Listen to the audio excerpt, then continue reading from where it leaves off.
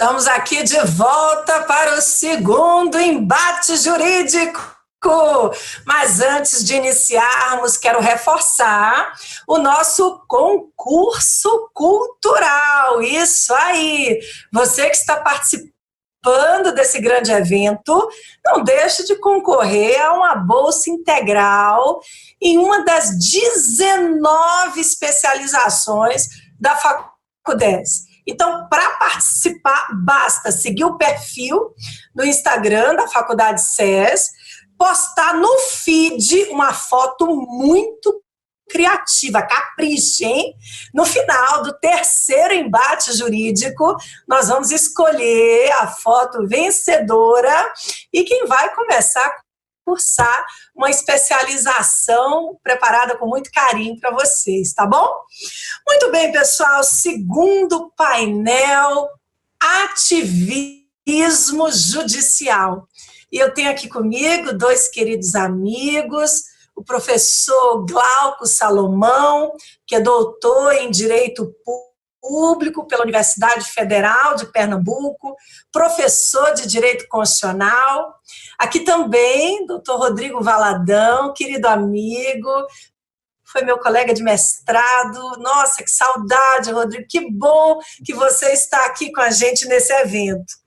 O Rodrigo é procurador do Estado do Rio de Janeiro, também diretor da escola, não é? lá da Procuradoria, doutorando em Teoria do Direito, grande leitor de Hans Kelsen.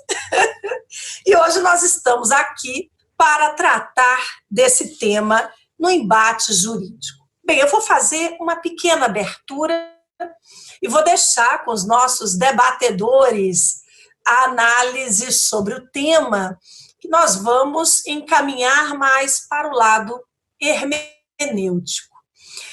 Bem, a judicialização, eu costumo dizer, é algo que foi institucionalizado. A Constituição de 1988, ao avançar na defesa de direitos, ao ampliar garantias e ao estabelecer no artigo 5º, inciso 35, que nada pode ficar fora da apreciação do judiciário, estabeleceu a judicialização. Tema que nós conversamos, inclusive, no primeiro painel, no enfoque do direito fundamental à saúde. Mas o ativismo difere da judicialização. O ativismo, segundo um jornalista norte-americano, que fez uma análise da Suprema Corte dos Estados Unidos, o ativismo é o excesso. Ele separou os juízes em dois grandes grupos, o dos ativistas e o dos passivistas. Os passivistas eram julgadores que seguiam mais a letra da lei, ou no sistema do common law, o sistema de precedentes, e os ativistas, aqueles que se colocavam mais na emoção, os que julgavam de acordo com as suas paixões, as suas opiniões, muitas vezes substituindo a vontade do legislador e não seguindo o sistema de precedentes. Bem, todos conhecemos o protagonismo do judiciário, não só no Brasil, mas em muitos outros países. E muitas decisões consideradas ativistas têm sido tomadas nos últimos tempos. Falando rapidamente sobre um fenômeno que todos conhecem, o da mutação constitucional, um assunto que, por si só, acho que levaríamos dias tentando argumentar, já produziu em nossa Constituição mais de 80 mudanças e a grande maioria dessas mudanças não receberam a primeira página dos jornais. Vivemos tensões diárias, entre o que se considera razoável dentro do processo da judicialização desejada pelo Constituinte de 88, talvez não dessa forma tão intensa, e do que é verdadeiramente o ativismo. Bem, nós vamos analisar esse fenômeno do ativismo judicial, que não é a peculiaridade do direito brasileiro, à luz dos limites ou da falta de limites hermenêuticos. E eu vou agora convidar o Rodrigo para falar em 10 minutinhos, realmente o embate é muito rápido, sobre esse aspecto, né? Será que há limites seguros, Rodrigo, sobre a parte hermenêutica e o ativismo judicial? Será que nós podemos falar nessa perspectiva da teoria do direito, não é? Da hermenêutica com relação ao ativismo, impondo certos limites, ou isso não é possível? É uma pergunta mais aberta, que você e o Glauco vão debater aí nesse duelo saudável, democrático, que nós trouxemos aí para esse primeiro dia do embate. 10 minutinhos, está com você. Flávia, bom, em primeiro lugar, queria agradecer o seu convite, é uma alegria imensa revê-la, ainda que por aqui, né? Como você disse, a gente fez mestrado junto, é uma época que eu tenho um grande carinho da minha vida, eu tenho um grande carinho por você sabe disso, mas faço aqui público esse carinho, torno público esse carinho. Agradecer também a Faculdade SES pelo convite, tá? Claro. E vamos lá. É uma honra entrar no ringue com o professor Glauco Salomão. Espero que eu não perca de nocaute, tá? Vamos ver se eu aguento de pé pelo menos até o round. E vamos lá. Bom, eu sou um crítico do ativismo há pelo menos 22 anos. Tá? Você me conhece, você estava no mestrado comigo, eu, contra tudo e contra todos, defendia a teoria pura do direito, era positivista, numa época em que era basicamente um palavrão, quase associado ao nazismo, né? Você ser positivista era algo impensável, era algo que não era moderno, era algo que não era socialmente aceito, era algo retrógrado, reacionário, quase mal, entendeu? Então, assim, eu há muito tempo denuncio, de certa forma, os perigos de um ativismo judicial, que a gente vê as consequências nefastas hoje aí no dia a dia. Eu, pelas minhas contas aqui, eu estou nessa há quase 22 anos, né? Quase 22 anos que eu sou talvez uma voz solitária contra o ativismo judicial. Minha perspectiva, como você falou, deixou claro aqui, Flávio, não é a perspectiva de direito constitucional. Tá? Eu realmente já estudei muito direito constitucional na minha vida, mas principalmente ali quando estava para concurso, na época da faculdade, há pelo menos 15, 16 anos eu realmente fui para a área da teoria do direito, né? Então, assim, a minha perspectiva é teoria do direito, história do direito, um pouco de teoria política, teoria teoria do Estado, enfim, muito com base no modelo alemão, que foi o que eu estudei bastante no meu doutorado, tá? Então, assim, basicamente, o que a gente, quando a gente fala de ativismo, como você disse, existem vários ativismos, várias formas de catalogar ativismo, tem, né, de repente, e eu não estou inserido no debate especificamente sobre a perspectiva de direito constitucional, tá? Minha perspectiva é outra. Mas, enfim, basicamente, quando a gente fala em ativismo, né, seja em qualquer lugar, Brasil, Alemanha, Estados Unidos, ele está ligado à ideia de que existe um direito correto, existe um direito melhor, quase no limite à ideia de um progresso, né, de que há um sentido na história e que, eventualmente, o Poder Judiciário deve atuar para fazer essa história andar, né? Eu, particularmente, sou muito crítico disso. E aí, antes de entrar nessa ideia, a gente precisa entender um pouco, né? E aí, entrando já na teoria do direito, existem basicamente duas formas de entender o que o direito é, né? E aqui, Flávio, eu já vou fazer um parêntese, se por acaso eu avançar um pouco na minha explanação, você desconta depois dos meus 5 minutos da réplica, ok? Se puder, se for possível. Existem duas formas básicas de entender o direito. O direito como uma ideia, que é o que os alemães chamam de Rechtsidee, ou o direito como algo ligado à fonte, ao poder, né? E, normalmente, essas duas perspectivas são ligadas na teoria e na filosofia do direito com a perspectiva do justnaturalismo e do positivismo jurídico. Tá?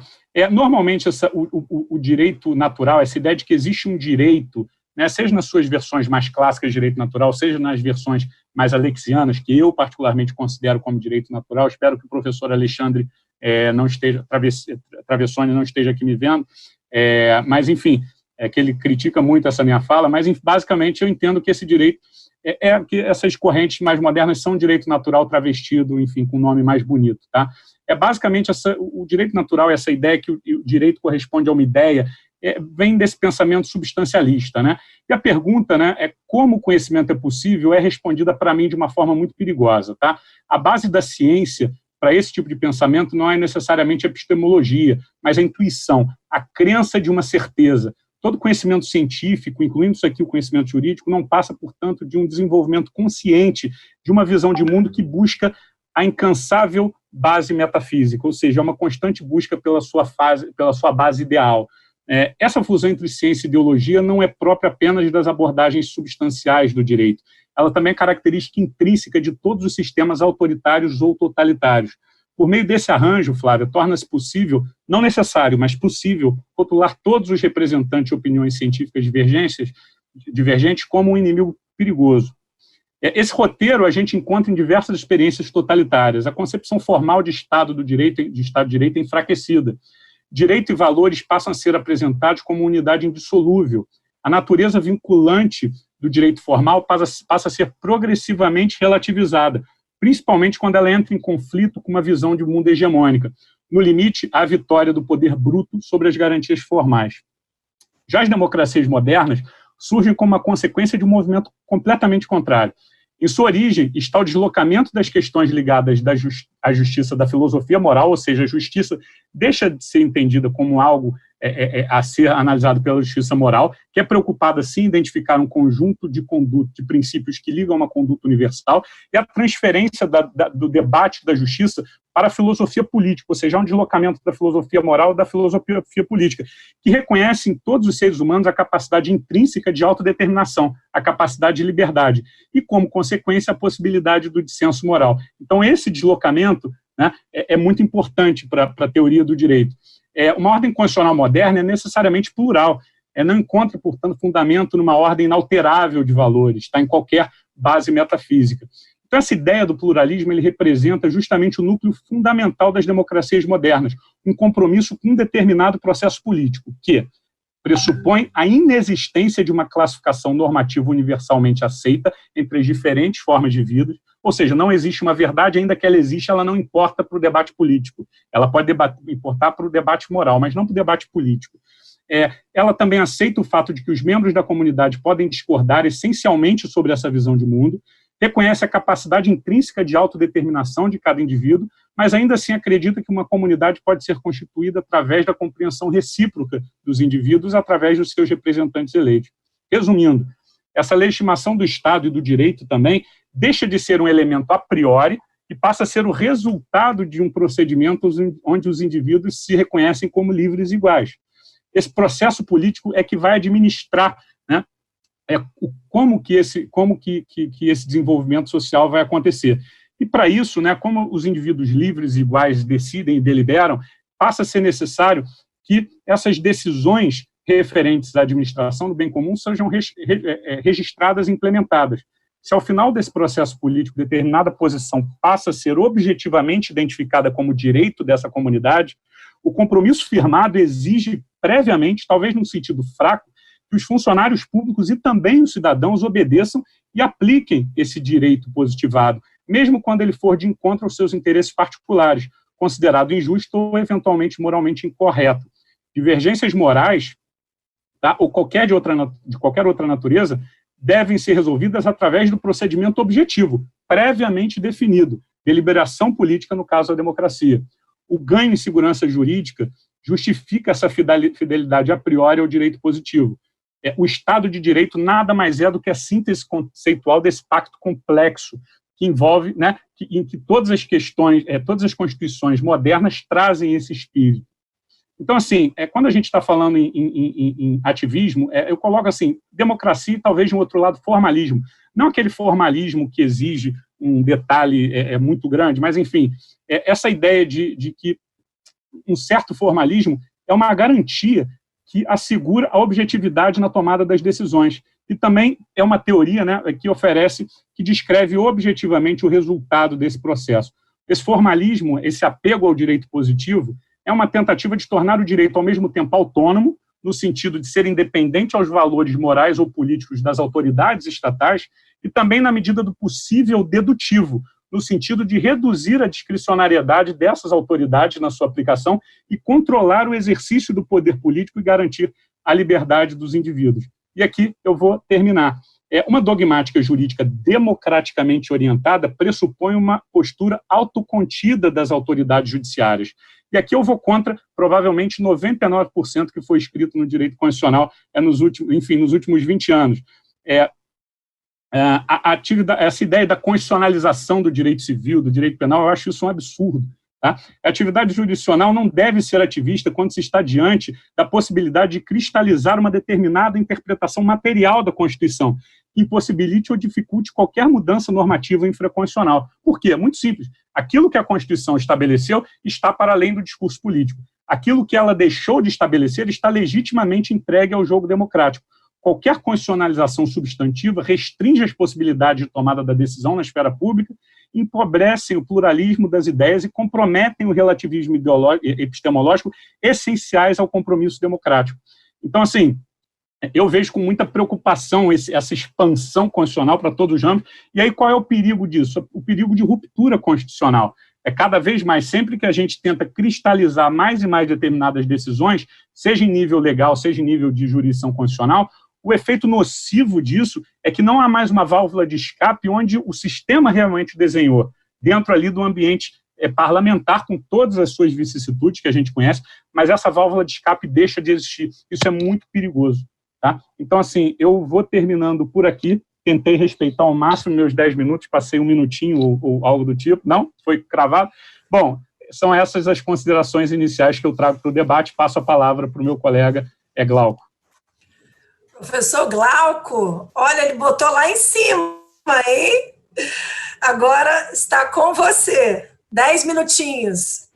Vamos lá. Bom, inicialmente, boa noite a todos e a todas que nos acompanham. Primeiro, queria agradecer a você, Flávia, pela oportunidade em participar desse evento que é tão relevante, como a Vanice falou antes, né? Não é qualquer congresso que chega à sua 17ª edição, então o Sérgio está de parabéns em conseguir, enfim, uma marca registrada de um evento de tamanha qualidade. E também, prazer aqui conhecer o professor Rodrigo, e aqui acho que o bom disso é que o embate, esse é um embate que todos saem ganhando, porque no final, né, o conhecimento, a troca de ideias, isso é muito, muito salutar.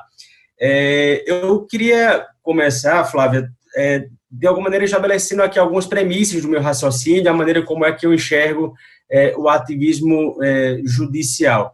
E também concordo com o Rodrigo quando ele aponta para esses riscos que, de fato, existem com uma expansão, muitas vezes, descabida, né, dos poderes judiciais.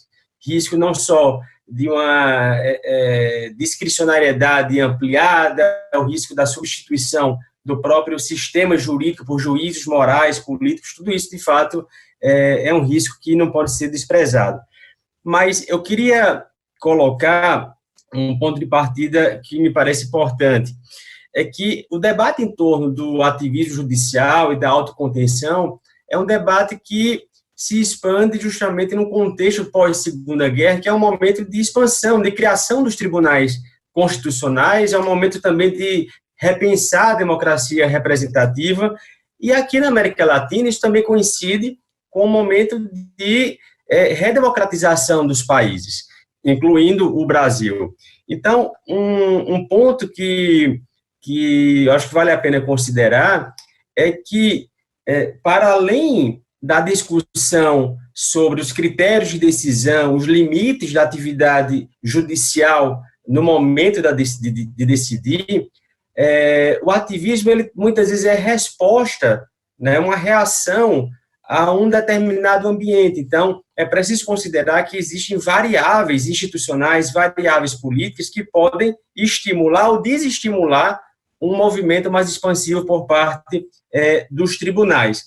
E no caso específico aqui do Brasil, isso fica muito claro quando a gente considera que, por exemplo, durante o regime militar, dificilmente havia um espaço ali para que o Supremo assumisse uma postura ativista, de exercer um controle mais rigoroso em relação às decisões do governo. Muito pelo contrário, o tribunal ele foi vítima de ataques ali a partir de 64, com atos institucionais que mudaram a composição da corte, numa tentativa de interferir politicamente no tribunal. O AI-5, ele resultou na aposentadoria de 3 juízes do Supremo Tribunal Federal, ou seja, num ambiente autoritário, de hostilidade, em que o tribunal não consegue se contrapor a uma determinada autoridade, dificilmente ela vai assumir uma postura ativista. É o contrário, ela assume uma passividade institucional, até por uma questão de sobrevivência, até por uma questão de não ser mais vítima de retaliações.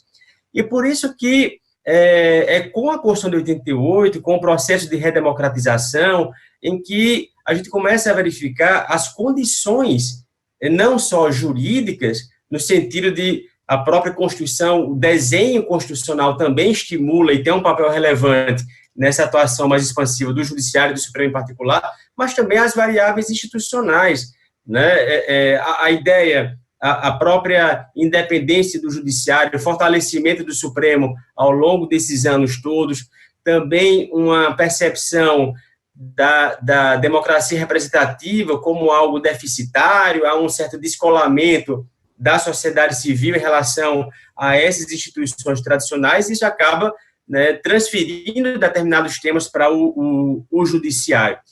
E aqui a gente chega ao que eu venho falando, que é um paradoxo democrático do ativismo, porque se é possível formular uma crítica democrática ao ativismo judicial, talvez somente na democracia existam as condições para que um tribunal possa ser ativista. Então, uma primeira, digamos, conclusão parcial é que não basta um juiz ou um tribunal do perfil do Supremo querer ser ativista. É preciso também que ele tenha condições de expandir o seu raio de atuação.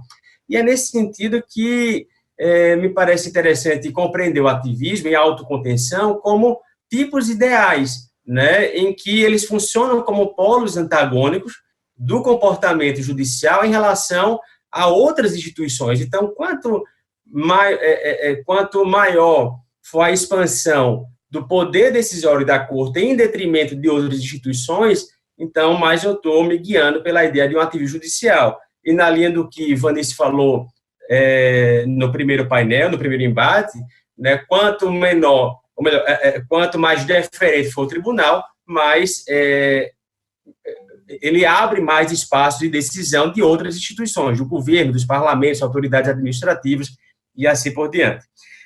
Uma outra coisa que eu acho que também vale a pena considerar é que muitas vezes se faz um questionamento mais genérico em torno do ativismo judicial e, às vezes, fazendo uma associação entre o ativismo e uma prática mais arbitrária. Ativismo seria um sinônimo de uma ditadura do judiciário, e a autocontenção talvez fosse a postura mais adequada. Mas aqui é importante levar em conta a própria estrutura constitucional de cada país, ou seja, o que pode ser problemático em termos de comportamento de um tribunal na Espanha, Portugal, nos Estados Unidos, a leitura no Brasil pode ser diferente, né? Então, é preciso haver uma leitura mais contextualizada, historicamente situada, do funcionamento das instituições e a maneira como a Constituição organiza a relação entre as instituições. Só para exemplificar, em vários sistemas constitucionais não há um mecanismo, por exemplo, semelhante ao mandado de junção, ação direta por omissão.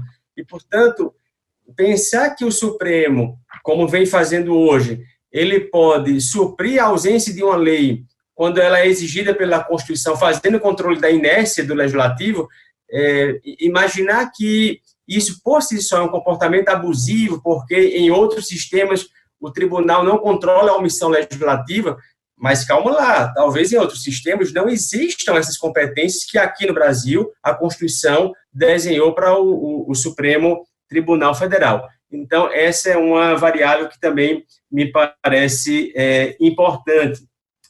E um terceiro elemento aqui, que eu acho que também vale a pena considerar, é que, como eu venho falando, não me parece que o ativismo ele seja sempre um sinônimo de um abuso, porque isso implicitamente traz a ideia de que a autocontenção, às vezes, é a postura mais adequada. Voltando ao exemplo do controle das omissões, se a gente analisar o percurso do Supremo ao longo dos 30 anos, mais de 30 anos da Constituição, a gente vai ver que lá no início da década de 90, a posição dele da autocontenção, ou seja, eu não posso interferir na esfera do Congresso, eu não posso obrigar o Congresso a legislar, eu não posso substituir o Congresso até que ele edite uma legislação em relação à greve de servidor público e tantos outros temas.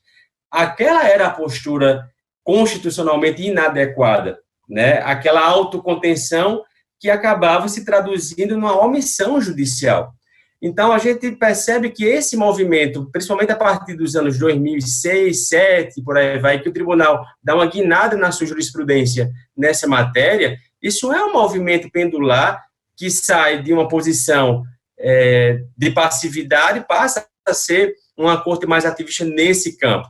Então, quando o tribunal passa a permitir o exercício, por exemplo, do direito de greve, ainda que não haja lei de greve de servidor público, né, não, é um movimento ativista, mas não me parece que seja aqui um caso de um arbítrio judicial, de um abuso judicial, porque, de fato, esse é o papel do tribunal no controle das omissões legislativas, só para ficar nesse exemplo. E um terceiro ponto, aqui já caminhando para o encerramento dessa parte, é que não me parece também que a gente deva associar ativismo judicial a uma espécie de uma supremacia do judiciário, quer dizer, tribunais constitucionais ou cortes supremas que teriam ali a autoridade para dar a última palavra sobre temas constitucionais relevantes, principalmente nessas questões que envolvem um dissenso muito acentuado, aqui o professor Rodrigo fez referência.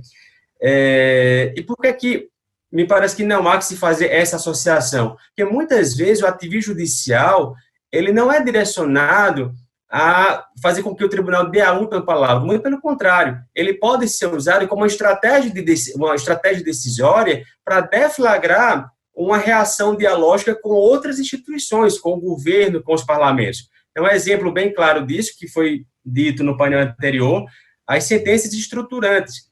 Muitas vezes é um movimento ativista, mas o tribunal ali, ele não está substituindo o gestor público, mas muitas vezes ele tem a função relevante de desobstruir um canal institucional que, por alguma razão, havia algum problema ali na administração pública, mas ele impulsiona uma reação dialógica no sentido de apresentar uma política pública ou de reformular um determinado planejamento. Então, nesses casos, o ativismo ele não leva a uma supremacia, muito pelo contrário, ele pode fomentar um salutar diálogo institucional em áreas que são importantes, políticas públicas, proteção de minorias, de grupos vulneráveis. Então, Flávia, para essa primeira parte aqui, eu concluo basicamente dizendo que, se nem sempre o ativismo judicial é sinônimo de abuso, nem sempre a deferência vai ser a melhor alternativa. É preciso a gente discutir parâmetros em que, em alguns casos, o ativismo ele é uma necessidade institucional e, em outros casos, a deferência, de fato, é a melhor postura que o judiciário tem que manter em relação aos outros poderes. Muito obrigada, professor Glauco. Rodrigo, você tem 5 minutinhos agora. Maravilha, obrigado. Glauco, considerações e ponderações importantes, tá? É lógico que não existe uma única receita de bolo, claro. Existem situações que o direito é vivo, né? Isso nenhum positivista, por exemplo, vai defender o contrário. Inclusive, a ideia central do positivismo é exatamente essa, que o direito ele é criado e, eventualmente, em espaços, né, de decisão, ou seja, em molduras, e essa moldura vai sendo, né, fechada desde a norma superior até o ato de execução. Então, assim, é claro que um certo ativismo é sempre não só necessário, como é estrutural do próprio direito. Tá? Enfim, o juiz, quando determina, no caso concreto de homicídio, se vai aplicar a pena de 6, 8, 10 anos, ele tem um certo ativismo, porque ali ele vai colocar, né, dentro da moldura que a lei e a Constituição, por sua vez, delegaram, os seus valores, os seus princípios, enfim, a sua forma de ver o mundo e a sua forma de resolver aquele problema. Isso é intrínseco, isso faz parte da estrutura do direito, né? É que nem a gravidade, não é bom nem ruim, simplesmente isso faz parte. O meu medo é uma postura principalmente da jurisdição constitucional e de uma jurisdição constitucional que não seja colegiada, tá? E eu tive, assim, quando a gente verifica, e aí a gente sempre traz, eu costumo, aquela história do elefante e da minhoca, né?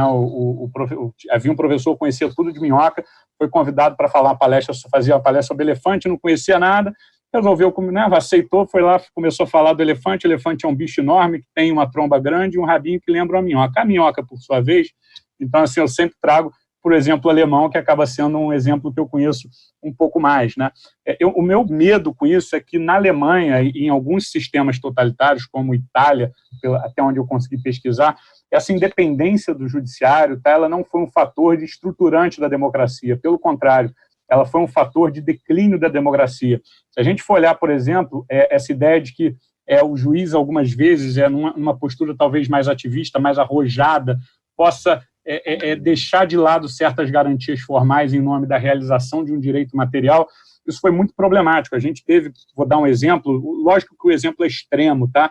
Mas serve para ilustrar, enfim, alguns problemas que o ativismo pode trazer. Quando Hitler, por exemplo, foi preso no golpe da cervejaria, ele foi acusado por alta traição e por tentativa de golpe, em 1924. O juiz, numa atitude extremamente, digamos, ativista, ligada aos valores da lei, disse que um homem que tinha elementos tão nobres pela Alemanha jamais poderia ser considerado um traidor. Então, a revista, por exemplo, de Associação de Juízes Alemães, o editorial de 1921, dizia, por exemplo, que o juiz não deveria se pegar esse direito bastardo parlamentar, porque essa ideia de um direito parlamentar comprometia a própria sacralidade da ideia de direito, a própria majestade da ideia do que o direito dessa ideia de um direito enquanto ideia. E foi uma conquista das sociedades ocidentais, justamente esse afastamento de uma ideia do direito e de uma justificação a priori do direito, e trazer realmente essa justificação através do procedimento. Então, se a gente vai falar em ativismo, a gente, no mínimo, tem que ter um cuidado, principalmente quando a gente fala em jurisdição constitucional, de tomar cuidado com a ideia do colegiado. Tá? A gente, quando fala em ativismo, quando a gente tem não sei quantos mil juízes no Brasil podendo tomando decisões constitucionais, isso, para mim, soa como uma insanidade. Não tem sistema que pare de pé. Tá? O Andreas Fosculi, que é o ex-presidente da Suprema Corte Alemã, ele esteve na Procuradoria lá na escola no final do ano passado, e ele falando que todas as decisões dele, eu falei, mas, professor, de onde que vem a respeitabilidade da Corte Constitucional Alemã? Ele falou, olha, vem basicamente da construção. Nenhuma decisão é proferida, ela é construída, e esse processo de construção pressupõe o debate. Não só o debate com a sociedade, mas um debate interno. Enquanto uma Corte Constitucional ou qualquer órgão que profira jurisdição constitucional não for entendida pela sociedade como um órgão plural, que dialogue, que construa saídas, ela vai ser uma Corte Constitucional que não vai ser respeitada.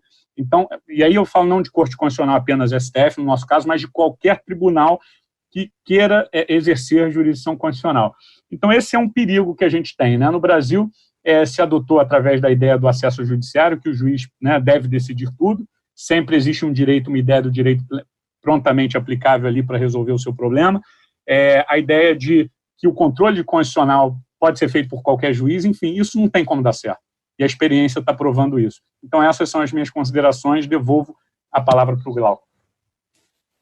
Excelentes pontuações, viu, Rodrigo? Alguns dizem que lá no Supremo são 11 ilhas, não é? Exatamente. Então, o que falta de construção, não é? Realmente é claro para todos nós. Glauco, agora são 5 minutinhos. Vamos lá. A gente tem mais concordância do que discordância, Rodrigo, e perfeita aqui a sua colocação, e estou de acordo. E até especificamente em relação a essa questão do colegiado, digamos, uma dimensão nova do ativismo judicial aqui no Brasil tem sido esse excesso de decisões monocráticas, né, que tem, muitas vezes, um impacto político inegável.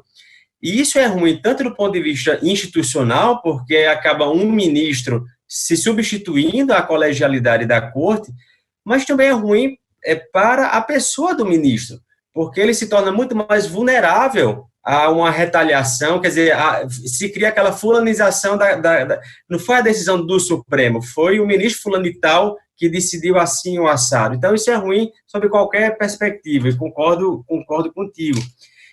Por outro lado, aí eu já tenho uma visão um pouco diferente em relação à independência judicial, né? É claro que, se a gente analisa a atuação do judiciário, por exemplo, durante o nazismo na Alemanha, regimes totalitários, própria ditadura aqui na América Latina, em muitos casos, o judiciário ele tem um papel relevante no sentido da própria legitimação de um regime de força, né? Porque muitas vezes é ele que vai dar um verniz de legitimidade a ações que são arbitrárias. Concordo. Mas não me parece que a independência judicial ela deva ser encarada necessariamente como algo contrário à própria democracia, porque me parece que é um pressuposto importante para qualquer regime democrático. A gente pode discutir a extensão dessa independência, o que é que se pode fazer ou não em nome dessa independência. No Brasil, por exemplo, o judiciário ele tem um histórico muito complicado, no sentido de usar a bandeira da independência, muitas vezes para evitar fiscalização, controle, transparência, accountability, e assim, isso desde da Constituinte, a reforma lá em 2004, e por aí vai. Mas observe também que, ao longo desses 30 anos, justamente em razão, talvez, de uma independência associada a outros elementos, então, de novo, eu queria frisar que esse comportamento, muitas vezes ativista de uma corte, de um juiz, não é simplesmente fruto de uma vontade, né, do sujeito ele querer, ou porque ele vai utilizar determinadas categorias dogmáticas e vai chegar a um resultado com uma decisão mais ativista, mas isso também está relacionado a outras variáveis, isso está relacionado à maneira como o tribunal se relaciona com partidos, com a opinião pública, com a imprensa, então isso também não pode ser desprezado. Mas me parece que o Supremo ele avançou muito no que diz respeito à proteção de liberdades e direitos individuais. Então, esse é um campo muito fértil, no meu modo de ver, em que a Corte tem assumido um protagonismo necessário à proteção de minorias, né? Liberdade de expressão, o casamento igualitário lá atrás, interrupção de gestação, a criminalização da homofobia. Então, e por que é importante aqui? Porque são grupos, muitas vezes, que estão excluídos ou têm uma maior dificuldade de acesso aos canais da representação política tradicional. E são minorias por isso, são minorias, claro, não é por uma questão quantitativa, mas são minorias porque muitas não têm uma voz mais forte na esfera representativa. E é por isso que as suas demandas acabam sendo deslocadas para o judiciário, e o judiciário acaba tentando suprir aquele déficit de representação. Então, me parece que esse é um ponto importante em que o tribunal, de fato, tem dado uma contribuição significativa. Ao mesmo tempo, voltando ao debate, talvez, anterior da judicialização da saúde, a gente já observa, pelo menos, o Supremo um pouco mais cauteloso quando envolve política pública, quando envolve impactos econômicos, quando envolve avaliação de programas de governo, isso, enfim, desde o governo FHC, Lula, assim por diante, há uma cautela maior nas questões mais estruturais de uma determinada agenda do governante. Então, a gente não pode, talvez, dizer que o Supremo ele é ativista, ele assume a autocontenção, mas existem casos em que ele, de fato, encontra um espaço maior e há condições para que ele seja ativista, e outros que ele, de fato, recua, e outros que ele assume uma omissão que nem deveria assumir e deveria ser criticado, digamos, por um excesso ali de autocontenção ou de deferência institucional. Então, acho que tem que fazer uma análise muito mais qualitativa e contextualizada desse fenômeno para evitar, talvez, argumentações mais fortes, né? A Corte ou faz isso, ou assado, ou está certo ou errado, não é bem uma lógica de 880. Flávia? Muito obrigada, professor Glauco. Realmente os avanços são inúmeros, né? Eu diria até que avanços civilizatórios na área dos direitos fundamentais. Rodrigo, agora são desafiadores 2 minutos. Me perdoe. Não, tudo bem. O Glauco foi bacana comigo, poupou meu fígado. Foi uma luta amena. Estou conseguindo chegar ao final, ainda bem. Mas vamos lá. Basicamente, só para deixar claro, né? Talvez eu não tenha me feito claro. Eu não sou contra a independência do judiciário. O fato é que, na história alemã especificamente, essa independência, há registros na história que essa independência é utilizada, porque a independência do judiciário com relação à lei, né? Então, assim, a lei como um direito parlamentar, onde as pessoas, né, dentro de uma democracia liberal, dentro de um sistema representativo, a independência do judiciário diante da lei pode ter esse efeito complicado, entendeu? Então, na história alemã, especificamente, há esse registro. E, assim, eu sou suspeito para falar sobre minoria, eu tenho um pouco de cautela, eu me considero um liberal, mas eu tenho muita cautela com essa ideia de um progresso sendo feito a toque de caixa por decisão judicial, tá? Por quê? Porque isso tira exatamente do ambiente ali do parlamento, onde essas questões deveriam ser debatidas. Eu sou um pouco mais cauteloso, entendo a ansiedade de certas pessoas, mas, enfim, eu sou um pouco mais retraído com base nisso. No que diz respeito à minoria, de qualquer forma, eu sou um amplo defensor, apesar dessa contenção. E nesse ponto eu vou invocar, como não poderia deixar de ser, Flávia, Kelsen, né? Inclusive, isso não sou eu que falo, o próprio Andreas Voskuhle, ex-presidente da Suprema Corte Alemã, fala que Kelsen foi o maior teórico da democracia do século XX, e eu concordo com ele. Inclusive, a definição de Kelsen para a democracia, no seu livro Essência e Valor da Democracia, é exatamente essa, né? A democracia não é um sistema da maioria, a democracia é o sistema da minoria, onde a minoria tem a possibilidade de se tornar maioria. Então, por isso, essa deferência ao legislativo e esse ambiente limpo dentro de um sistema político é que eu tenho cuidado para que esse ativismo judicial não contamine. Excelente, Rodrigo. Glauco, 2 minutinhos também. Tá, vamos lá. Rodrigo, que é um estudioso de Kelsen, também vou fazer uma referência aqui a Kelsen, né, na sua proposta do Tribunal Constitucional, que esse ano completa 100 anos, né, em 2020, é a proposta lá de 1920, mas um dos argumentos era exatamente que era importante haver uma instituição como o Tribunal Constitucional para evitar uma ditadura da maioria, né, e, claro, um contexto ali também permite fazer essa leitura, né, já há um déficit na representação. E eu queria aqui, Rodrigo, aproveitar um gancho aqui de uma fala sua, de novo, concordando contigo, acho que falar em ativismo judicial talvez não tenha que nos levar a imaginar que um tribunal vai fazer a história avançar, muito pelo contrário, às vezes o ativismo judicial faz a história andar para trás, né? Você também tem vários retrocessos por conta de decisões judiciais de Supremo, tribunais constitucionais. Mas aqui um ponto que talvez eu tenha uma divergência, porque o ativismo, ele não coloca nos ombros do tribunal uma tarefa que, de fato, ele não consegue cumprir. Talvez imaginar que a corte, qualquer tribunal ou judiciário, vai ser responsável por fazer profundas transformações sociais numa realidade hipercomplexa, é exigir demais de qualquer sistema de justiça.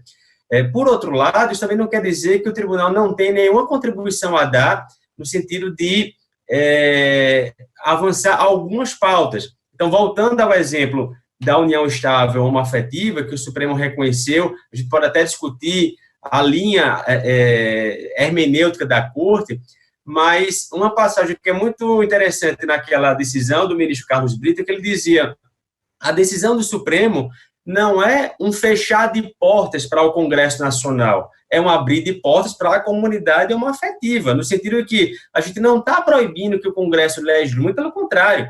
É importante, inclusive, que ele legisle, que ele faça uma legislação que dê mais proteção jurídica, segurança e estabilidade a essas relações.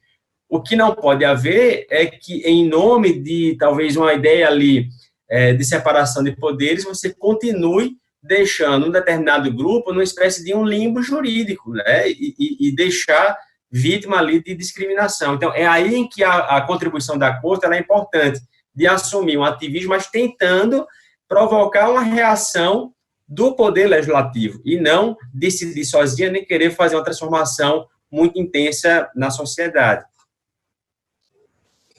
Muitíssimo obrigada pelas considerações. Vocês não têm ideia da quantidade de perguntas que essa turma mandou. Para responder todas elas, eu acho que a gente tinha que ir para 2, 3 dias de congresso. Eu e a nossa equipe, nós escolhemos aqui uma pergunta para cada. E eu vou continuar no desafio, viu? A primeira pergunta é para o Rodrigo, que tem 1 minuto para responder. Me perdoe pela saia justa, né? Vamos lá. Professor Rodrigo pergunta a Larissa Balbi da Costa. Sabemos que os diversos atores sociais nem sempre participam de forma democrática.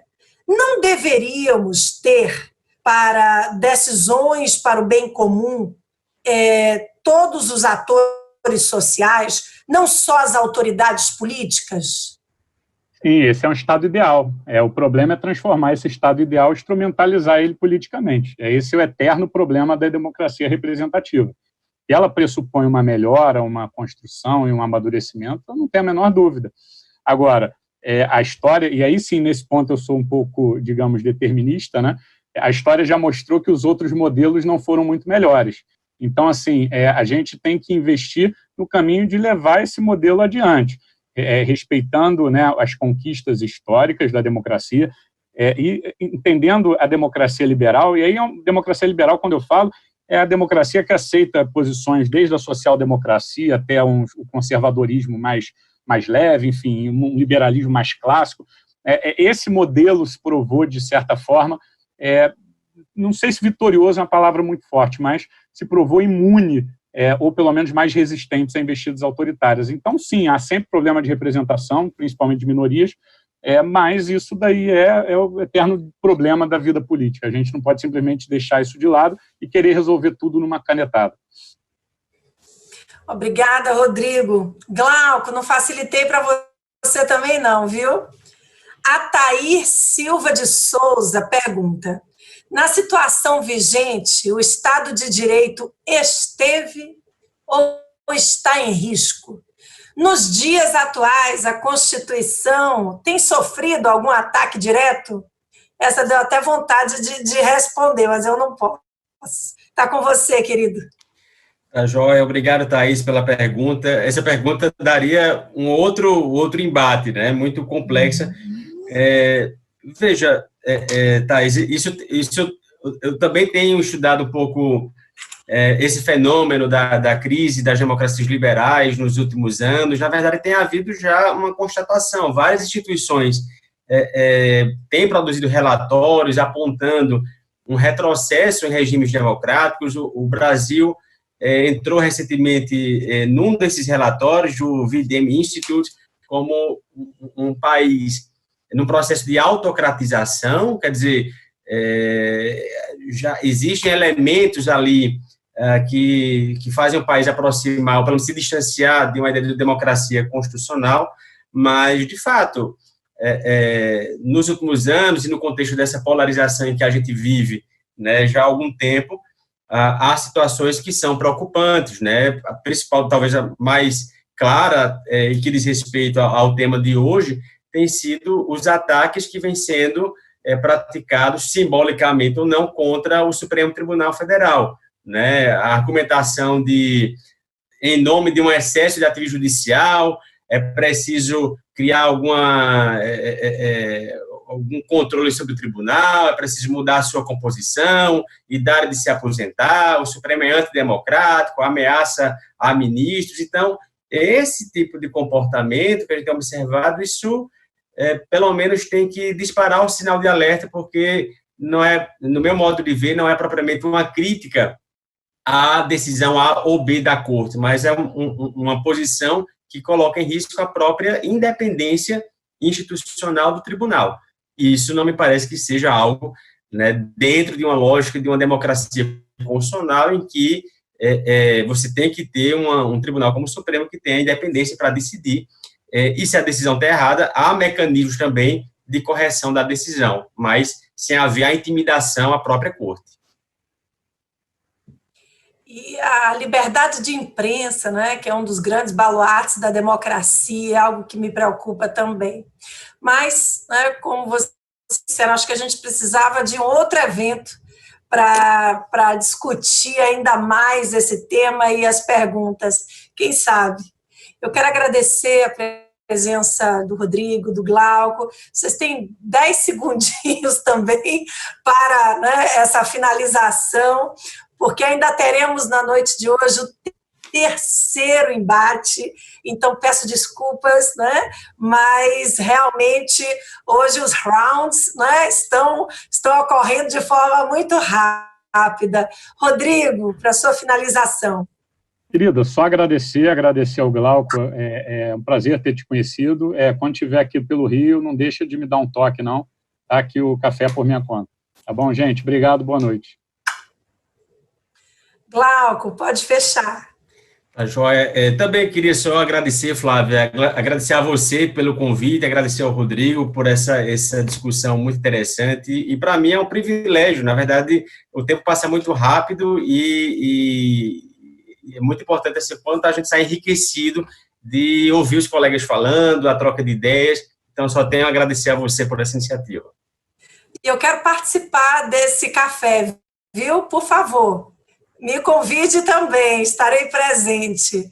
Muitíssimo obrigada a todos. Nós vamos para um brevíssimo intervalo de 3 minutinhos, só para tomar um cafezinho, uma água e retornar, porque teremos um terceiro embate. Os nossos palestrantes já estão aqui aguardando vocês. Até já.